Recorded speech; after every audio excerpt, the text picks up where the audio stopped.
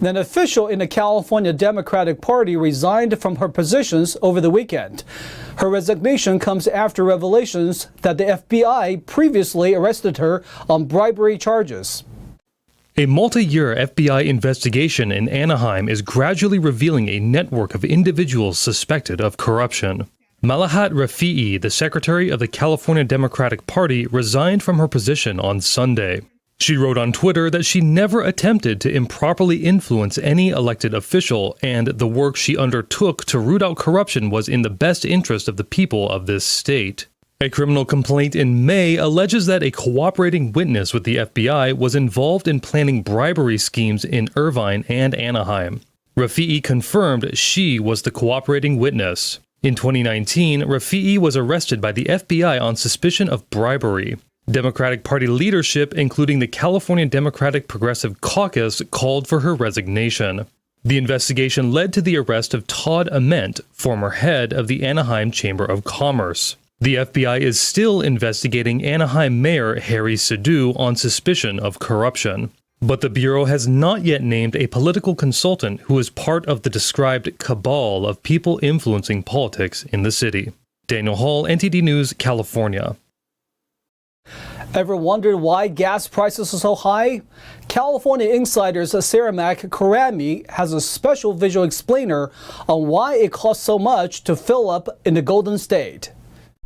Do you ever wonder why California's gas prices cost so much higher than the national average? Look at this chart. You'll see the gap between California's gas prices, which is the top line, and the national average, the bottom one. It's easy to notice the gap is getting bigger and bigger. Now the prices are 37% higher than the national average. For most California drivers, that's about $900 more a year on gas. People may chalk it up as being a sunshine tax, that everything in California is just more expensive.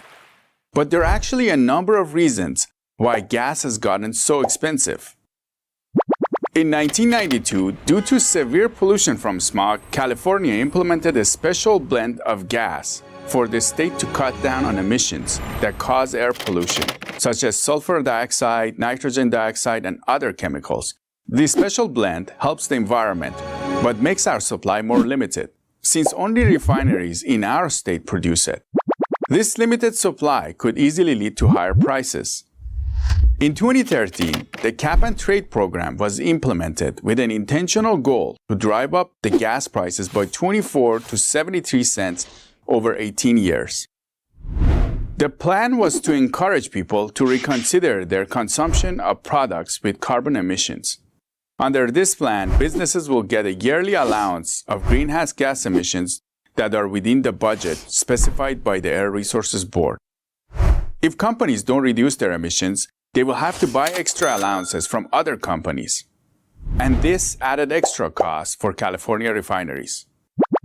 In 2015, the Air Resources Board implemented the Low Carbon Fuel Standard, which essentially created a score system for fuels based on carbon emission.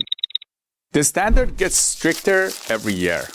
The companies that make the benchmark can generate credit, whereas the ones who don't meet the benchmark will be required to pay the penalty for their extra carbon emission.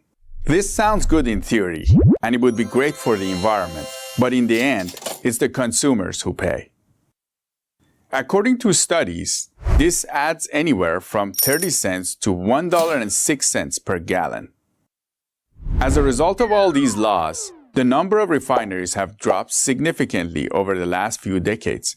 In 1992, we had 29 refineries, and now we only have 14 refineries left. As a result of so many regulations, refineries couldn't keep up, so most closed or switched to producing diesel instead, which further reduced our capacity to create our special gas.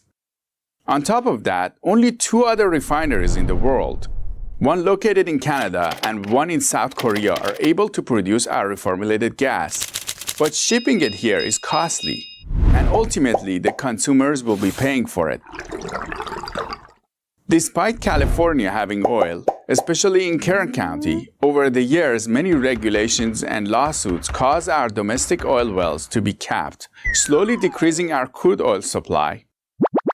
As an effect, refineries are being pushed to import more. As far as records show, California has steadily increased import from foreign countries. Just last year, we had over 56% of our oil imported, which just means more money that as we consumers will pay. Though these policies and regulations were created with good intentions, it seems that they have tag team and morphed into a giant monster, making the gas prices higher. If you're well off, the difference might not be much to you. But for people with low income, this creates an unsustainable burden. The average commuter drives 50 miles per day, so the price of gas can really add up, especially if you cannot afford an electric car. Thank you for watching this video. We visualize the most pressing issues that California is facing by using simple explanation and impactful animation, so that you can be better informed. If you like our content, please subscribe to our channel.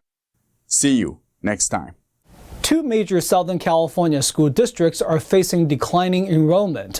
One of the districts is calling for an increase in funding, while a union in the other is calling for increased pay to teachers.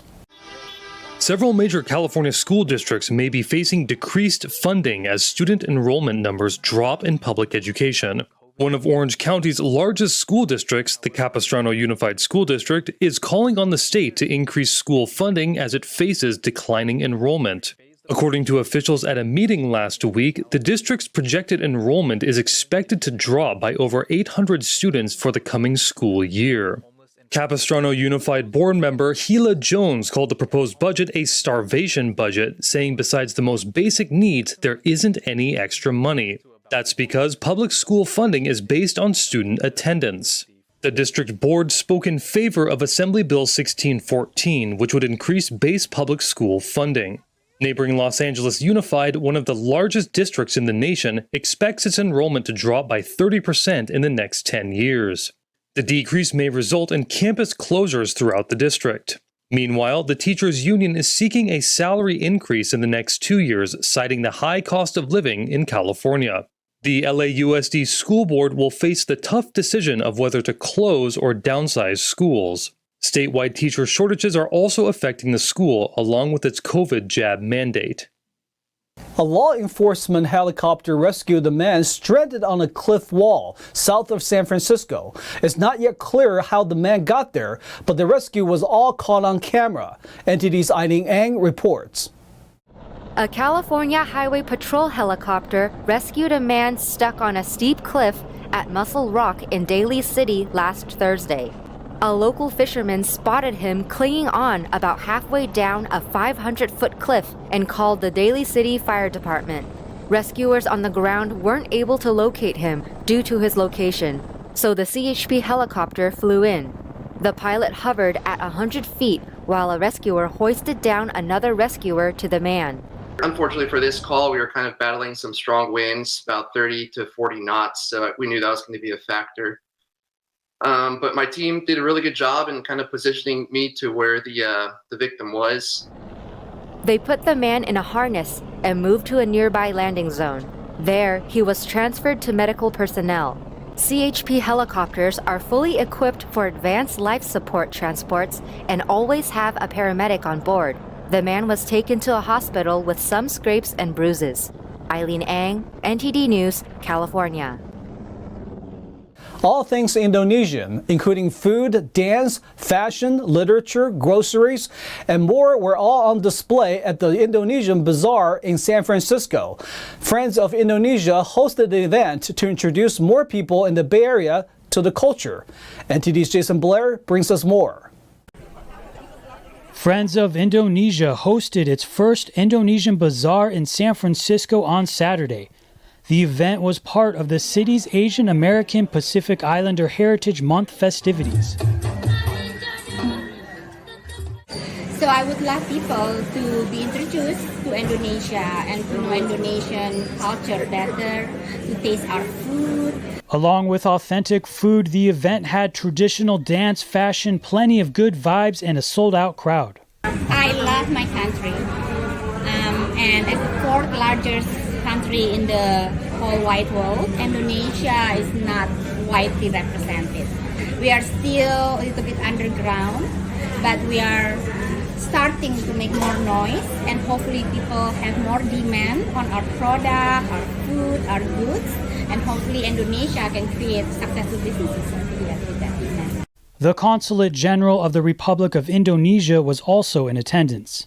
The bazaar featured many local food vendors like Nusa, who specializes in Indonesian sweets, one being klepon, which is a sweet rice cake ball filled with Indonesian palm sugar and is commonly sold as a street food. This is a very popular. This is originally from the Java island.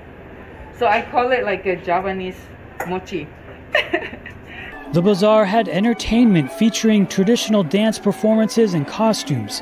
One dancer shared some insight into some of the deeper meaning in the movements. Bring a lot of motion from inside of this area. They consider this area connected, where the bridge of heaven meets earth. And there's a lot in the culture of Sundanese talking about this meeting of heaven and earth. In Panjak Silat, you're always kind of lower where those two bridge and coming from movements and returning back down to that middle area, really representing the upper realms of the spirit and the lower realms of the earth. Our culture in America is so young, so these ancient traditions, I just feel, are really the direction forward, not the way back. Friends of Indonesia plans on hosting more similar events like this in the future to share Indonesian cuisine and culture with the San Francisco area and beyond. Jason Blair, NTD News, San Francisco.